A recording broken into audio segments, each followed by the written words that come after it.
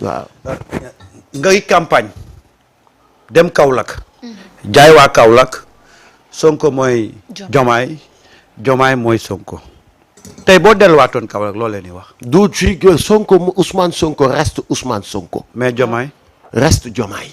kon Jomaay nekkatul Ousmane nekkatul. mais attends Samba. xam nga man gëmuma yi nit ñi di wax naan ay est-ce que jeu la ak yooyu gis nga bu doon jeu la. Ousmane nekkul ci ay jeu ak ay tappale. Ousmane newul ci yooyu. ay jeu ay complot ay kaay ñu xool nuñ ko tëggee Ousmane newul ci Ousmane moo nekkul ci neexalaate. daf lay wax li am teel. nga gis loolu adhéré ci boo ko gisul kii bul ci adhéré. parce que gis nga am na foo xamante ni bu Ousmane Sonko dama mun a wax ci moom parce que dama toog ak moom ay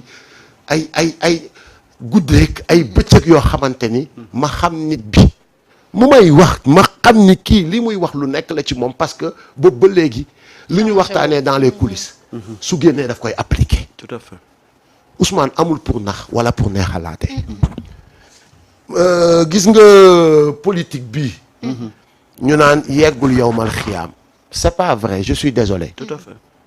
politique pour jaamu yàlla la au contraire. exactement. ndax Seydina Muhammad sallallahu alayhi wa sallam. ba ñu ko laajee c'est quoi la politique.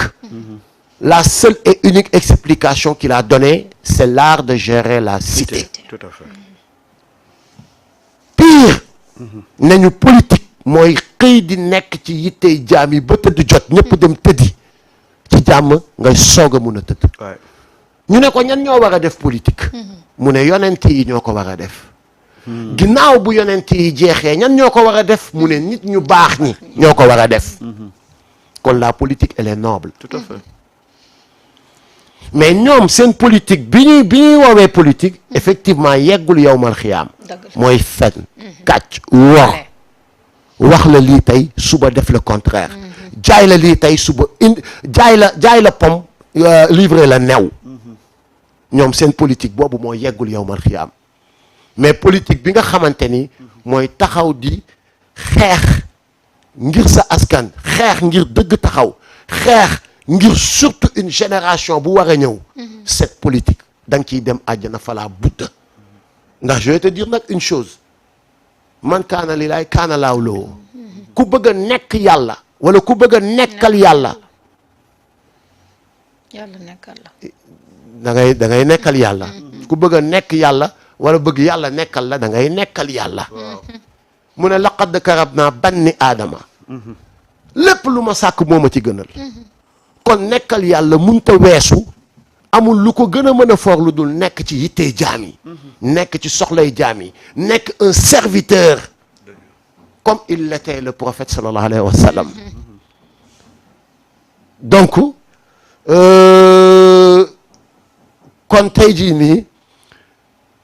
Jomaay du Sonko Sonko du Jomaay. ku nekkal yàlla suñu borom ci jaam yi. yàlla fay la àjjana. ndax kat ala bilaaram mënut a dugg àjjana. am yàlla jox la toog di xoole. toog di xoole déedéet mënut a ne. Ousmane moo ñu waxoon ni. xool leen ma ci Basiru mii bi mu koy joxoñ. anyway. moom moo ñu ko waxoon. ñu xool ko ci Basiru. mais Ousmane lenn kese la mën. jàpp ak fokk. il est comme moi. son engagement c'est un engagement désintéressé. tout à fait. il est naïf comme moi. li nga ko wan. loolu lay jàpp ba pare day jàpp ni une personne ne doit pas trahir. day jàpp ni une personne ne doit pas mentir à sa conscience. surtout. Ousmane loolu kese la jàpp comme man. man dañuy ñëw ne ma lu la nit wax nga gëm ko ma ne ko parce que damay jàpp ni wax dëgg yàlla ak yonent bi kii ban ragal la ma war a ragal bay taxaw di ma fen di ma wax lu amul. te gis nga dama koy faral di wax da ngay gis nit jóg rek tëb jiiñ as gor ne ko yow lii nga wala laa nga la réponse bi may ciy joxe à chaque fois mooy nit ki lu mu doon rek day jàpp ni ñëpp loolu lañu. quand on est un corrompu dañuy jàpp ni tout le monde est corrompu. quand on est un voleur on pense que tout le monde est voleur. doomu aadama lépp lu mu mel rek noonu lay jàppee ñëpp man tey jii dama jàpp ni ñëpp a positif. man dama jàpp ni nit ñemewul sàcc. man dama jàpp ni nit ñemewul fen. man dama jàpp ni nit ñemewul woor man loolu laa gëm. maanaam dama jàppee ñëpp comme sama bopp. Ousmane loolu kese la amoon. il ne s'est pas trompé. non. ku wax feeñ ku jëf feeñ. te nit ki ñu ngi koy nattee ci ay jëfam mais pas ci ay waxam. Diomaye taxaw nañu gëmloo ñu ne ñu man nii laa mel.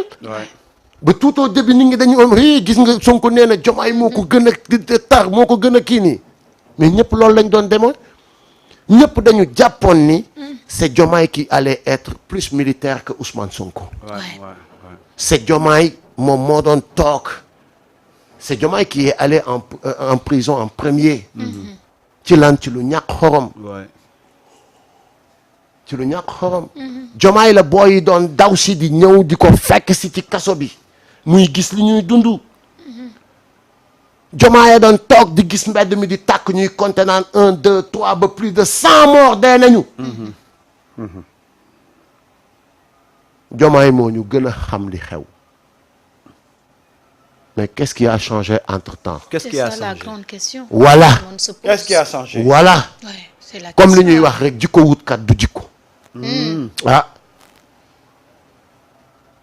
parce que man gëmuma ni. su fekkente ni Bassirou Diomaye Faye mi doon taxaw di ñu gëmloo ni nekk palais ak nekk ci sama tool yee njaga ñaaw laa yemale. non man gëmuma ni Bassirou boobu wax dëgg yàlla mooy bii nii ñu yor. waaw parce que wuute na de. non. dafa ma dégg gars yi naan non pouvoir buñ la commencé tijjil. buñ la c'est quoi buñ la commencé tijjil. buñ la commencé tijjil buñ la commencé jàppal buñ la commencé dañ lay organiser dañ lay def comme yow nga dem sa dëkk. sa dëkk bi nga juddoo yaroo fa màggee fa mel ni comme si da nga leen a mere peut-être ca élection yi jàlloon joo voté luñ la. taxaw sa wetu buntu ko def nii. tàllaleel ci laa neexul ba neexul mais c'est quoi ces histoires je ne veux pas sax di wax ci Diomaye. sérieusement parce que amaluma njëriñ. mais kilifa tey bu ñu toogee li taxoon ñi xeex yaa ngi koy wax bi muy toog fii c'est au prix du sang dafa am ñu dee am na ñoo xam ne tey torturé nañ leen ba tey amatuñu yenn cër yi wala ñenn ñi sax duñu dégg bànneexu papa parce que liñ daj ci biir kaso bi la. tey ñu dem ba un premier ministre du Sénégal bi nga xam ne moo ñu jaayoon Bassirou Diomaye Faye taxaw ni reddition des comptes amatuma ci yaakaar alors que ñëpp dañu jàppoon ni tey jii fi réew mi toll xaalis bi dem dinañu xam ñen ñoo ko jël ñi rey xale yi dinañ ko am 2 ans le président nous parle de réconciliation acte de cohésion nationale. Ouais, mais Ousmane reste constant. Il reste constant. Parce que ni mu mel mooy jaay nga ma affaire ñu ànd ci di ko xeexandoo ñu gis lépp. ñu toog waxtaanee ko. wallaay.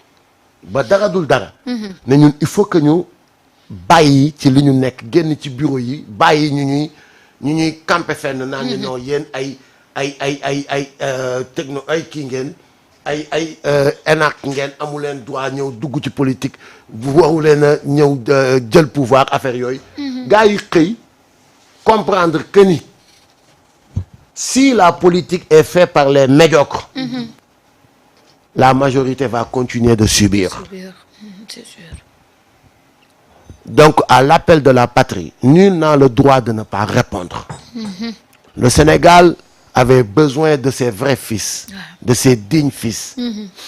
Et c'est notre génération. wax na ko léegi on avait tiré la sonnette d'alarme depuis 1996. Mais il fallait que toutes les conditions se réunissent pour troisième alternance bi am. C'est un long chemin. Man dama koy commencer comptabiliser à partir de 1996. Parce que c'est cette génération aujourd'hui qui est au pouvoir. La génération du rap. ñi ko doon def ak ñi leen doon déglu. doon ñëw ci suñu concert yi ñoo doon partager comme ni muy wax. On était élèves, on était étudiants mais dañ daan ñëw ci Fosco yi di ko animer. C'était pas de l'argent. C'était pour venir conscientiser, partager les mêmes idéaux avec nos concitoyens. Tu vois un peu? Ouais. Alors donc cette génération moo ñëw au pouvoir. kenn mënu ci dara. tey jii nii c'est le président de la République qui a le plein pouvoir institutionnel. Ouais. donc bu melul ni ñun Ousmane il y a de quoi à dire que ni amatuma yaakaar ci reddition des comptes. mais loolu dina ko ak ci justice sociale ça fait loolu la c'est ça qui ronge tout le monde c'est ça qui ronge les Sénégalais. Et en tout cas de toute façon il aura ça dans sa conscience te bu ko mënee nelawaale ma xam ni mbër la en tout cas il est jeune. am na yoo xamante ni paa yi sax ñoo ko doon def ay paa yu am 60 ans jëm kaw mais 46 ans bi ñu jël pouvoir maag moom Massé on avait 45 ans cette année nous avons 46 ans 46 ans fi nga nit ñaan fi nga jotee yaa ngi jot prophétie bi à partir de 40 ans xale bu ndaw 46 ans tu oses se comporter comme un vieux de l'ancien système. Non mais sérieusement man moo tax ma la ku mel noonu di wax ci moom sax tu risques de faire un penalty alors que jaru ko. Moi je préfère man dama bëgg Basirou. yal na ko yàlla defal jàmm. Sérieusement xooluma ko xaw ma fu muy dugg xaw ma fu muy génn. man dama nekk ci non dama nekk ci man lenn moom dama ko xam. moo yor décret bi de. moo yor décret bi. waaw ñoo ko jox ñoo ko jox big bi. waaye même bi ngeen ko joxee dafa yor bigam heure bu ko neex rëdd. ba tey amul problème parce que le rëdd Bassirou Kébé bàyyiwu leen fi. ma ne bés dina bàyyi rëdd. waaw loolu de am na. waa jeex na man xam nga kan laa ragal. ki nga xamante ni lu mu yor du jeex te loolu kenn la muy yàlla suñu borom. mais ki nga xamante ni lu mu yor non seulement day jeex. ba pare du ci kàttanam.